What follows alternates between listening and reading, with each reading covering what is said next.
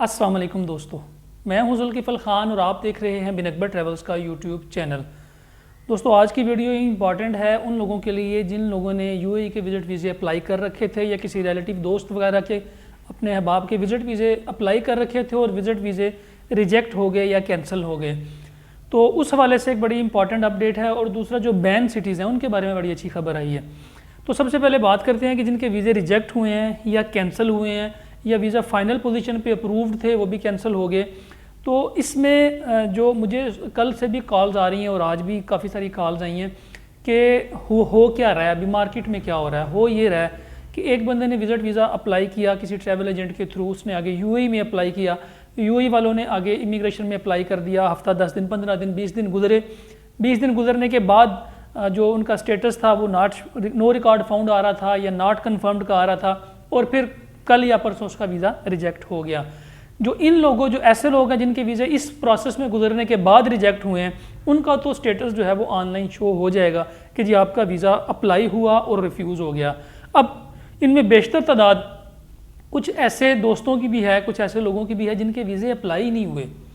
जिनके वीज़े अप्लाई नहीं हुए उनके जो पैसे हैं वो रिफ़ंड हो सकते हैं। उनका फ़ायदा ये हो सकता है, अगर आपने अपने ट्रैवल एजेंट को वीज़ा दिया, ट्रैवल एजेंट ने आगे केस को अप्लाई किया लेकिन आगे केस सबमिट नहीं हो रहे थे, पोस्टिंग्स नहीं हो रही थी या आगे कार्ड फुल था उस एजेंसी वाले का, वो उसके पास कोटा नहीं था, वीज़ा अप्लाई नहीं हुआ। अगर आपका वीज़ा अप्लाई नहीं हुआ और ट्रैवल एजेंट ने उसको पोस्ट नहीं किया, आपके पास कोई एप्लीकेशन नंबर नहीं आया या आपके पास ऑनलाइन वीज़ा स्टेटस शो नहीं हुआ, तो फिर आपके पैसे जो हैं वो बच सकते हैं। ये डिपेंड करता है ट्रैवल एजेंट के ऊपर। तो मैं तमाम ट्रैवल एजेंट से जिन लोगों ने वीज़े अप्लाई नहीं किए अपने क्लाइंट्स के उनके आगे गुजारिश करता हूँ कि खुदारा आगे लोग बड़ी मुश्किल से पैसे देते हैं और बड़ी मुश्किल से पैसे इकट्ठे करके जा रहे हैं। लॉकडाउन 8-9 महीने का, बल्कि 1 साल से लॉकडाउन लगा हुआ था। तो खुदारा अगर तो आपने इनके वीज़े अप्लाई नहीं किए और तो ईमानदारी के साथ इनको कह दें कि भाई आपका वीज़ा अप्लाई नहीं हुआ था, आपके पैसे बच गए। जिनके वीज़े अप्लाई हुए आपके पास रिकॉर्ड होता है, आप उनको बता दें कि भाई आपका अप्लाई हुआ था लेकिन रिफ्यूज़ हो गया। लेकिन जिनके अप्लाई नहीं हुए और उनको भी आप कह रहे हैं कि जी हम वीज़ा रिजेक्ट हो गया, वीज़ा रिफ्यूज़ हो गया, और बहुत सारे मेरे पास रिजेक्शन पेपर आ रहे हैं जो कि मैनिपुलेटेड हैं, जो कि खुद बना के लोगों को दिए हुए हैं।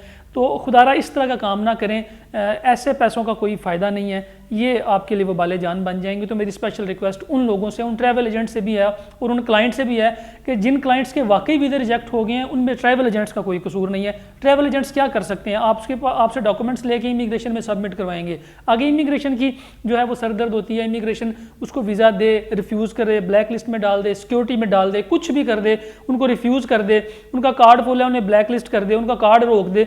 इसमें ट्रैवल एजेंट कुछ नहीं कर सकता। मैं समझता हूँ कि जो यूएई की इमिग्रेशन है ये आपके लिए बहुत बड़ा फ़ायदा करती है कि आपको ऑनलाइन ट्रैक करने का, वीज़ा ट्रैक करने की सहूलत दी हुई है। आप अपना पासपोर्ट नंबर डालें, एक्सपायरी डालें, आपके सामने वीज़ा स्टेटस आ जाता है।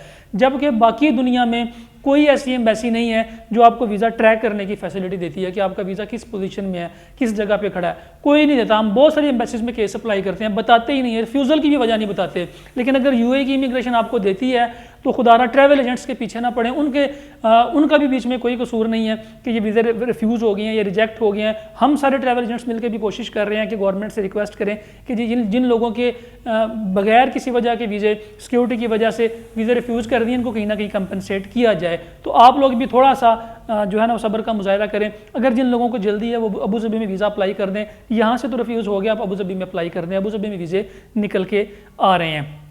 ये थी इंपॉर्टेंट यूएई विज़िट के हवाले से।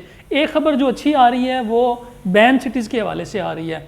बैन सिटीज़ के अंदर जो 3 सिटीज़ हैं इनके बारे में ये अच्छी खबर आ रही है कि इनके वीज़े जो हैं ये नेक्स्ट वीक से सबमिट होना शुरू हो जाएंगे, जिनमें एक अटक है, एक मुजफ्फरगढ़ है और एक है लाड़काना। ये जो 3 सिटीज़ हैं इनके केसेस जो हैं वो हमें वो कह रहे हैं, जो यूएई में इमिग्रेशन वाले कह रहे हैं कि आप इनके केसेस सबमिट करवाना शुरू कर दें। इनके केसेस 60% 70% जो है वो निकल रहे हैं। जो हमने पहले वीज़े सबमिट करवाए थे वो भी निकल रहे हैं, मज़ीद भी वो केसेस ले रहे हैं। पहले तो ये था कि वो केसेस ले ही नहीं रहे थे, लेकिन अब उन्होंने कहा कि आप इन 3 सिटीज़ की दे दें।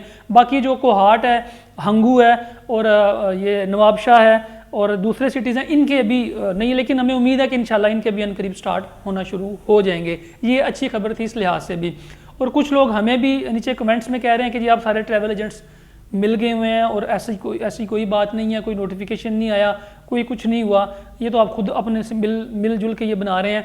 तो मेरी एक बात का आप यकीन रखें कि हमारा दिल करता है कि इमिग्रेशन भी सही काम करती रहे, आप लोग भी विजिट पे जाते रहें। आप लोग विजिट वीज़ा अप्लाई करेंगे, इमिग्रेशन वीज़ा देगी तो आप हमसे टिकट्स खरीदेंगे, जब आप हमसे टिकट्स खरीदेंगे ओके टू बोर्ड कराएंगे, ओके टू बोर्ड कराएंगे होटल बुकिंग कराएंगे। तो एजेंट का फ़ायदा इस चीज़ में है कि अगर आपका वीज़ा अप्लाई हुआ है, वीज़ा निकले, आप टिकट भी खरीदें, होटल बुकिंग भी खरीदें, हमसे बाकी सर्विसेज भी लें।